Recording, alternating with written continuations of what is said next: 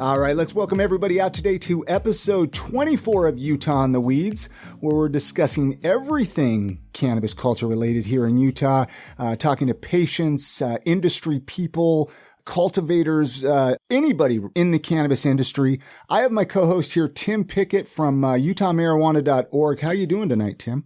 Oh, pretty good, Chris. I think we're excited. You're excited, buddy. Oh my gosh. It has been a heck of a couple of weeks. I'm excited to get into sharing a little bit of my COVID story. Yeah, this is the whole tonight. It's all about Chris Hollifield. I'm fascinated with this, the fact that you of all people and your family were so affected by COVID, because I don't know if anybody out there thinks that this is fake and this is a conspiracy, but I suspect you're gonna steer us down the believer path here, because I saw that picture on Instagram. Dude, I left Facebook. Like, I didn't leave it, but I had to get off of it because people were sending me messages telling me to quit lying. I'm making up that I have COVID, that it's not real, and that I just have a bad cold. Like, this is while it was going on, because I had this idea in my head. I'm like, I'm going to share my story. I'm going to get on there and do a Facebook Live like every day, talking about my symptoms, but then when you start getting messages of people telling you that you're full of crap, how do you take that, man? How many of the people that were giving you feedback were saying things like that? Oh, I don't know. I don't have lot, an exact number, but a decent amount of people were still to this day, even after seeing all the garbage, they just still don't believe it's real. But I don't know. We don't need to get into all that. I got it. It's weird because I literally was not leaving the house very much. Like, I was talking to my wife, Chrissy.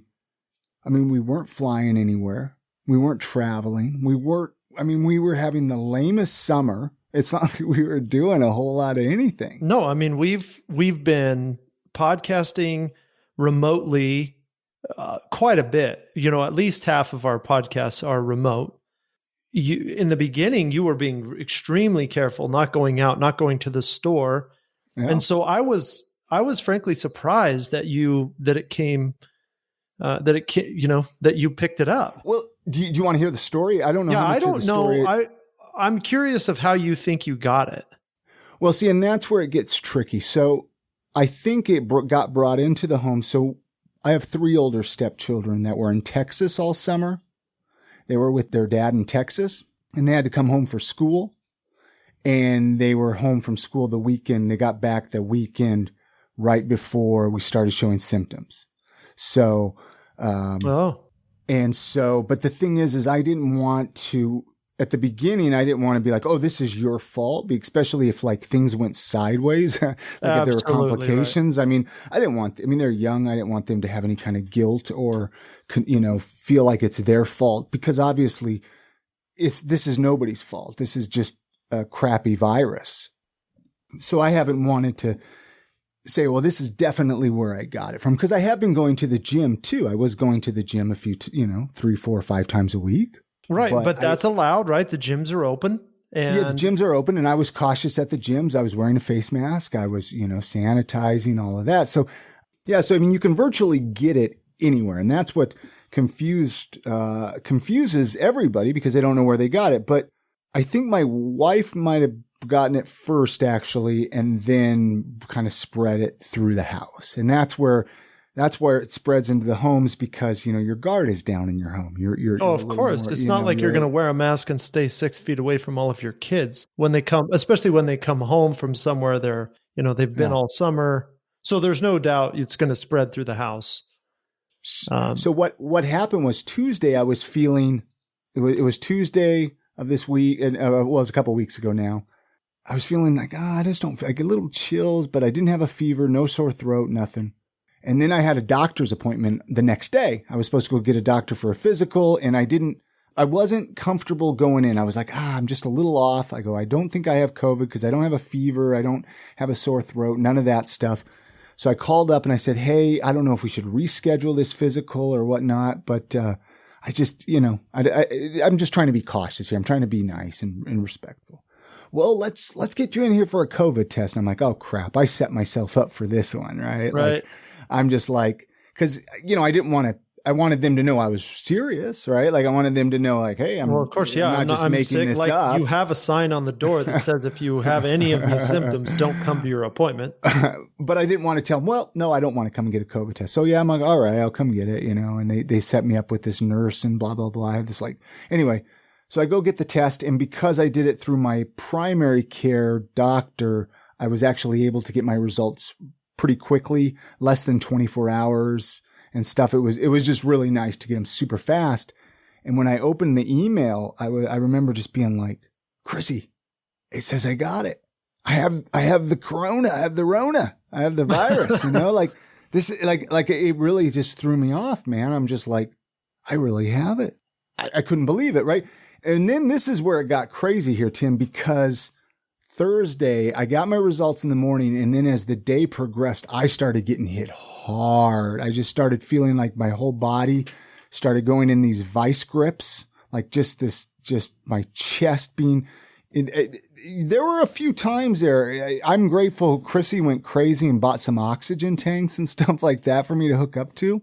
My lungs were struggling, man. And that's within 48 hours of you really starting to feel sick? Yeah, exactly. That was so like I said, Tuesday, Wednesday, I got tested. Thursday, I got my results back, but then I started getting hit really fast, really hard, got wiped out. My whole body just started aching. I would get these like sweats at night, like while I was trying to sleep. I would have to change my t-shirt like 3, 4, 5 times in the nighttime just because I would get drenched with sweat. Breathing was difficult, like I said, with my lungs. But what the scariest thing with this is not knowing what direction it's going to go.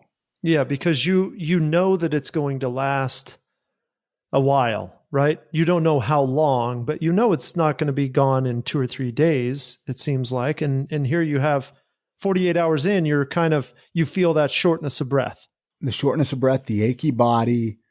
And I'm trying to remember everything else. And then the anxiety on top of it and the stress and anxiety. And then on top of that, my kids weren't feeling well. Yeah. My 2-year-old, she'll actually be 3 years old tomorrow. She was sick, and that was actually tough too, because we actually didn't officially test her, but she had every symptom of it. They didn't want to test her because they didn't want to shove that thing up the nose. Right. And you can presume that's positive. There's no. Yeah. And so it's kind of like, well, what do you do with a kid? And that's the next tough thing. What if Chrissy and I would have had to separate, and then Chrissy would have just been, to have one parent in charge of a child, like that's a lot of, it just really sucks if you have to separate in the house and quarantine in different areas. I'm really grateful that our entire family was able to quarantine together.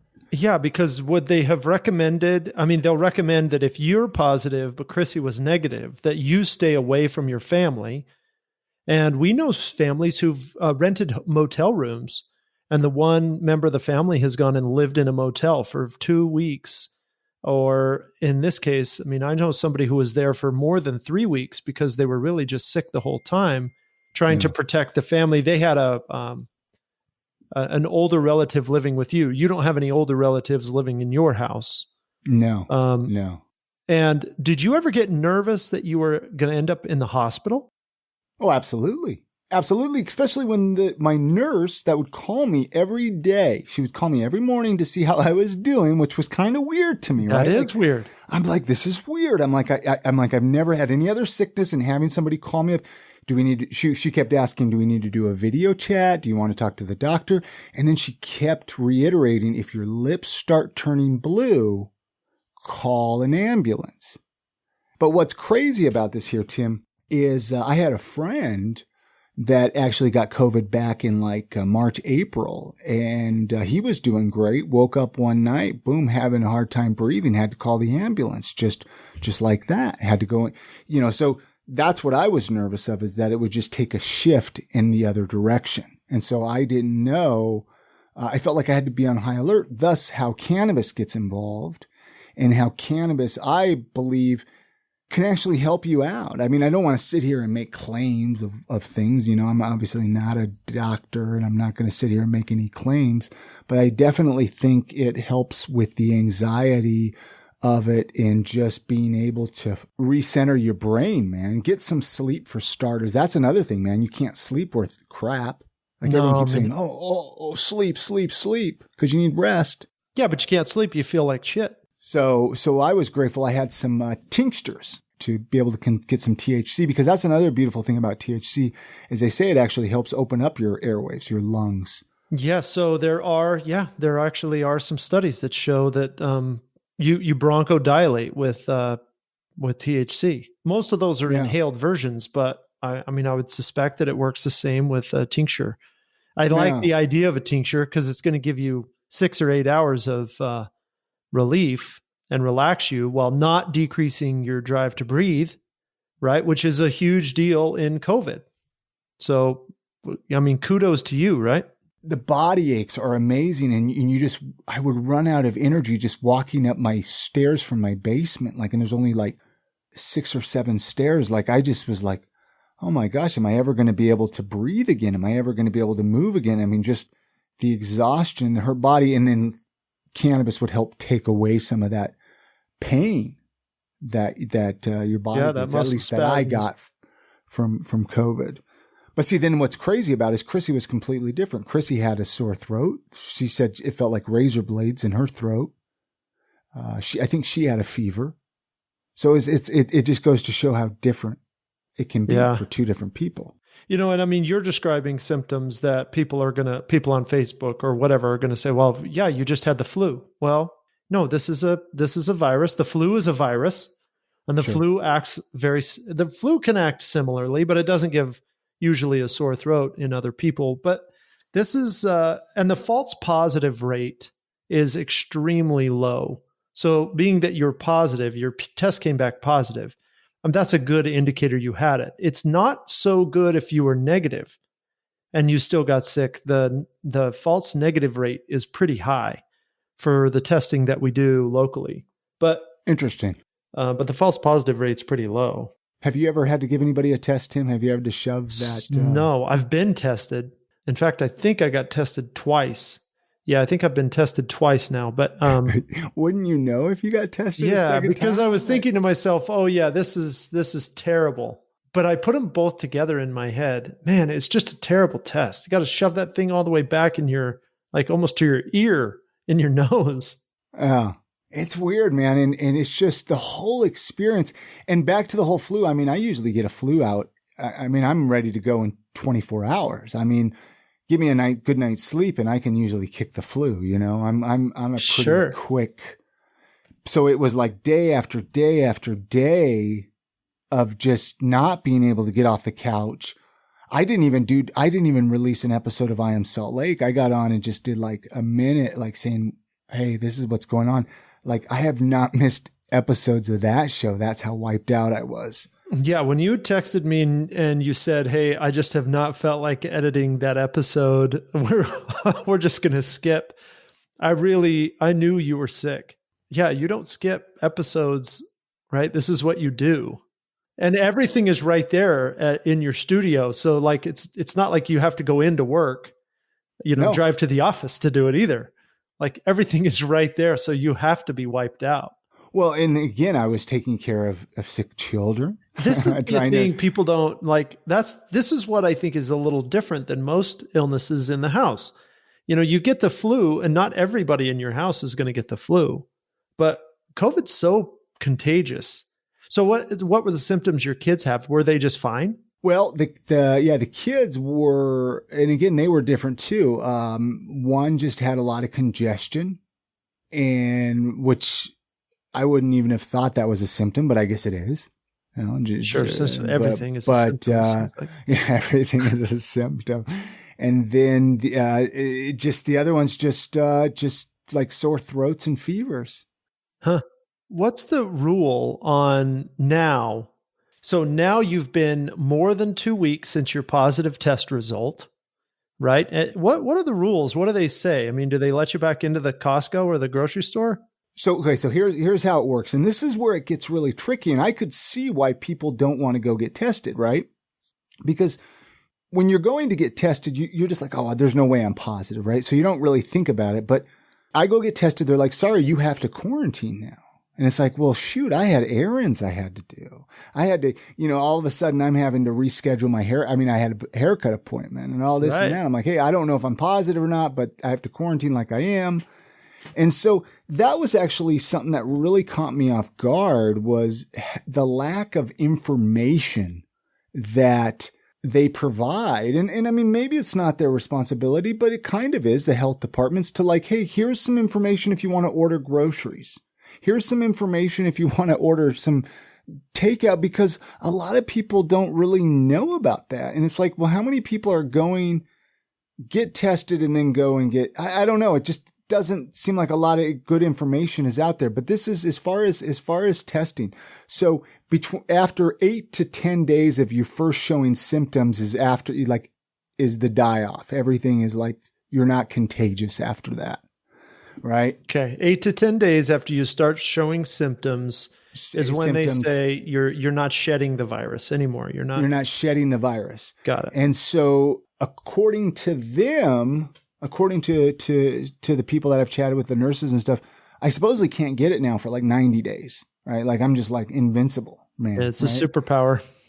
Yeah. Right. Like, but they're like, well, of course, still wear your mask and wash your hands, blah, blah, blah. Well, yeah, of course. But I'm like, well, that's kind of cool. But then there's like a part of me that's like, well, didn't you read these articles over here of like people that have gotten it like twice and 3 times? And no. And I'm like, I don't want to mess around. Like, I don't want to. No, I mean, the question on those people is, did they really ever get rid of it? Did they get it again after clearing the virus, or did they just still kind of have it lingering around? It's my understanding that the reinfection rate is pretty low, the true reinfection rate. But I've heard of a lot of, I mean, obviously it's a big news story, so it's hard to get the data, like the accurate data on how the reinfection rate or how long it could last. We have a friend that's been in Europe, working in Europe, and she's been sick for more than 3 weeks. So now that you feel fine, you feel pretty comfortable now, like your kids can go back to school and everybody's cool. Did you have to notify the school? Well, the kids are actually doing from school from home anyway. Okay. I think the older one was taking a couple classes. I think he might have been taking like band, or I don't know, but yeah, they had to notify the school and all of that. But yeah, that was another thing I was surprised. Like the contact tracing thing or whatever. Like I thought they would be like, let's retrace your steps and see where you've been. Right. Who you've been in contact with. Let's call them up and make them quarantine and test. Luckily, again, I haven't been around a whole lot of people. Right. But I never told them that. But they never asked for any contact tracing at all. No. Oh, wow. Wow. And so that caught me off guard. Yeah, it's interesting, man. It's interesting. There were a few times, like I said, I was a little nervous. I was like, okay, my lungs breathing. There were a few times I'm like, I don't know if my mom would be able to handle this, And then she's all down in Utah County, thinks she's Superwoman. And it's like, well, no, you got to take this serious. Like, this is a heck of a virus, man. But yeah, so now I'm fine. I mean, to go out and about, I mean, I feel fine. Chrissy still says she feels a little run down and fatigued, and they say that could last 2-3 months. Oh, wow. But I totally understand the nervousness of, I mean, I wouldn't want to be around you, Tim, if you just got it. I'd be like, oh, I don't know, man. Well, yeah, I think that's the thing. What's your social responsibility to notify people you're around? I would say, okay, so can we make these up? Like, just talk these through. I mean, like, okay, if I was going to go out of town with another couple for the weekend, then I would want to, and it was you and Chrissy, I'd be like, okay, yeah, you better tell me that you just had COVID, right? You think so though? I mean, but if I'm not contagious, why would I have to tell you? You don't have to tell me. I just think it would be. I mean, am I going to tell you but would it? Would I tell you, hey, Tim, I just got over a cold? Would I tell you that? Would that make me more, I mean, am I going to be more or less social distanced? I'm not saying that a person shouldn't do this, but at what extent this is all the question. Are we going to notify everybody? We have to start carrying they think, oh, well, here's a list here of all my shots and all my, Oh, is that what we're getting to? Like, right. Like, of course, I wouldn't expect it to go to dinner. yeah, Go to dinner, go to lunch, come to work. I have some people who work who share the same office. Of course, when you got sick and you quarantined and stayed home, everybody in the office would know. And of course, when you came back, nobody would want to work around you for just to get comfortable again. But that's not fair. I didn't really think about that. I didn't really think that. I just thought once it would be over, life goes on. And I'm actually in some different COVID Facebook groups of people that have dealt with it.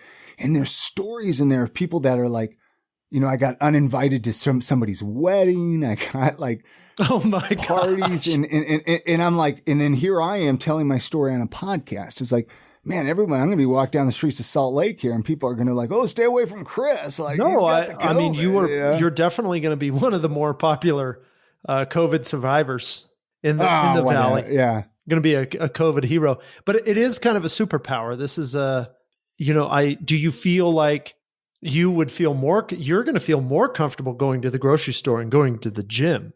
I mean, I have gone to the grocery stores over the last couple of days. There's still that, I don't know, just again, because you don't know what the virus is, man. Like, what if it mutates to something weird? Yeah. And then I get it again. I don't want to deal with that again. No, But of course not. at the same time, there is a little bit of security of like, and what's really cool here, Tim, is the holidays are coming up here. Christmas is a little further than 90 days, but hey, if I got 90 days, if they say 90, I won't have to worry about maybe.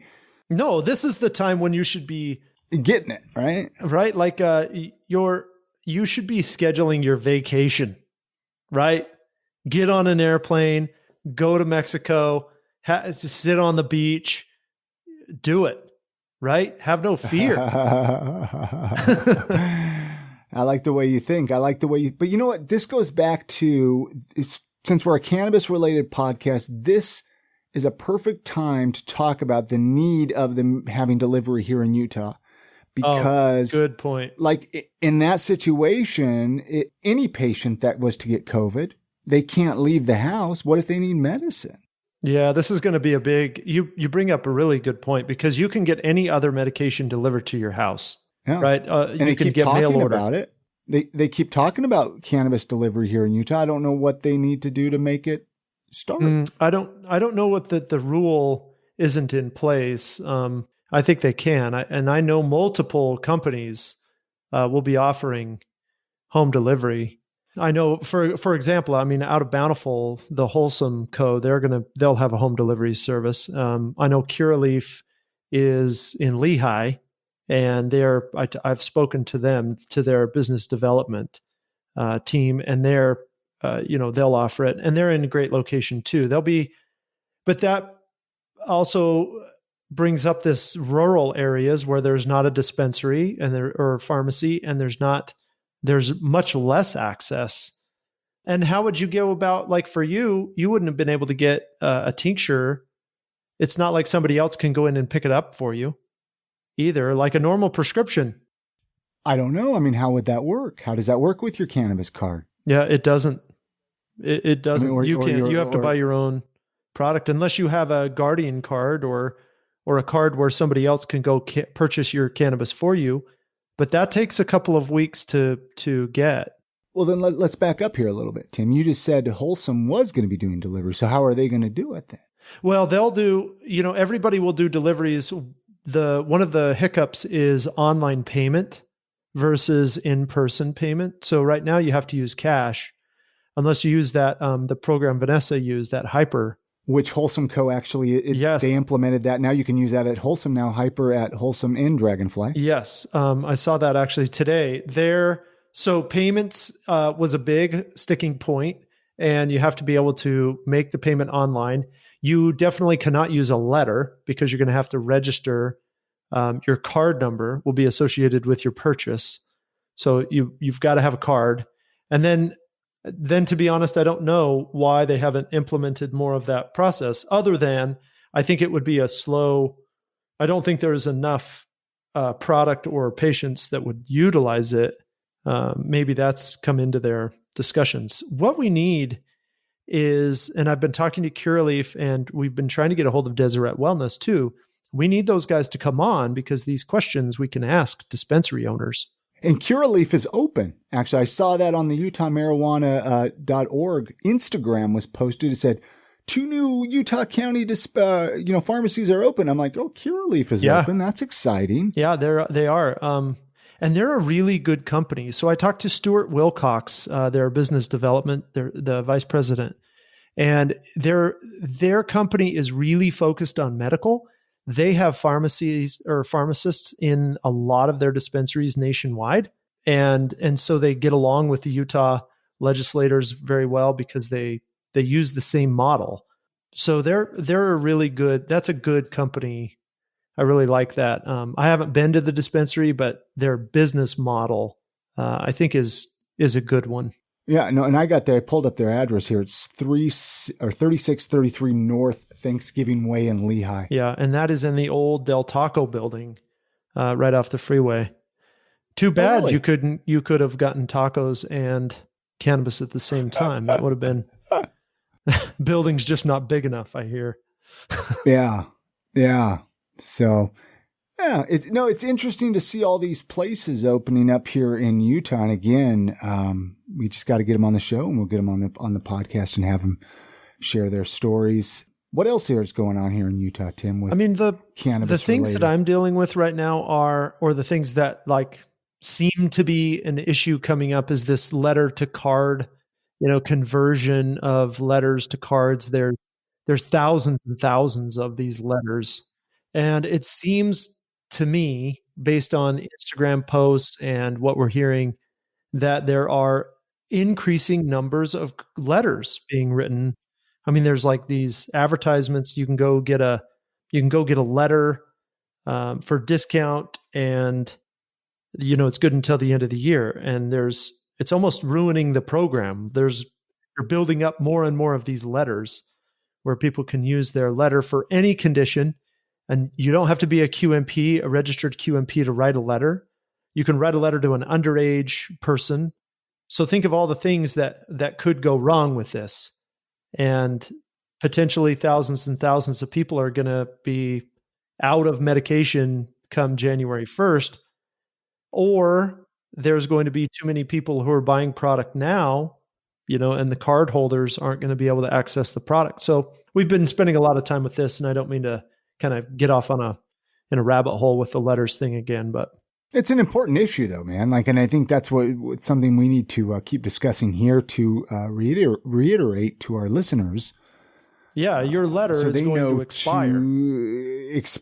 And now with more pharmacies opening up, you can get access to more pharmacies. Yeah, and why wouldn't you want that? I mean, if you live in Lehigh, you want to access the neighborhood dispensary, right? There's that. Plus, there's a lot of convenience. I mean, Wholesome Co. is really nice how I can get online. I can select what I want. They can package it away for me, and then I can go there at a specific time to pick it up. That's a really nice option. Dragonfly is going to be implementing that option here shortly. So it's like, that's how you win customers is by offering the sweet stuff like that. Well, absolutely. I mean, Dragonfly's still so busy all the time. Right. Yeah. I mean, they're just so busy. And I was at Wholesome today, and, it was walk right in, sign in, walk right in, and plenty of people to help you. So having access to more doesn't mean, like you said, it's the convenience. If you can't get into your local dispensary, you can go somewhere else. If they have a product that you like, or they have a promotion, sometimes they run discounts on certain products, which is kind of cool. And you want to go there. Yeah. Well, I know Wholesome Co. has been doing some discounts on product. Yeah. They had a Labor Day weekend type deal, right? Yeah. And I haven't been down to Provo. That's the furthest south. That's the dispensary that basically anybody south of Provo. Yeah. Haven't been down there yet either. Obviously, I was caught up with other things. Right. So. That one's just off the freeway, kind of in the industrial area of Provo. But they're good too. So the other thing we've been talking about is this dosing. So the EVS system has this section where the pharmacist or the QMP, whoever does the dosing recommendation, they have to put in this dosing. So there's been a lot of QMPs who've just been putting in something random in there. And then the pharmacist has been adjusting that dosing on their own with the patient. So they discuss with the patient and then they adjust the dosing.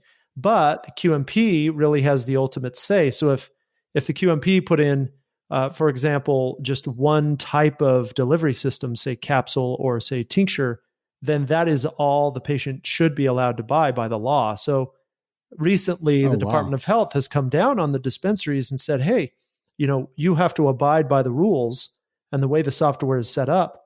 You have to go in and enter. If somebody, says, oh, I want flour, then you have to enter flour and how much they're allowed to buy. And if they want a tincture, then you have to enter a separate recommendation for tincture and how much they're allowed to purchase.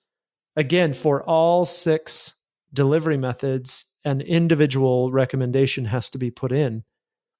So that's been a big holdup, I know. And in Provo and in Lehigh, they had much fewer patients be able to get through during the day because they've had to go through this process with every patient. Now, are the other pharmacies having to go through that process? I guess I haven't heard of this process. Yeah, it's brand new because it's just an enforcement of the existing rule.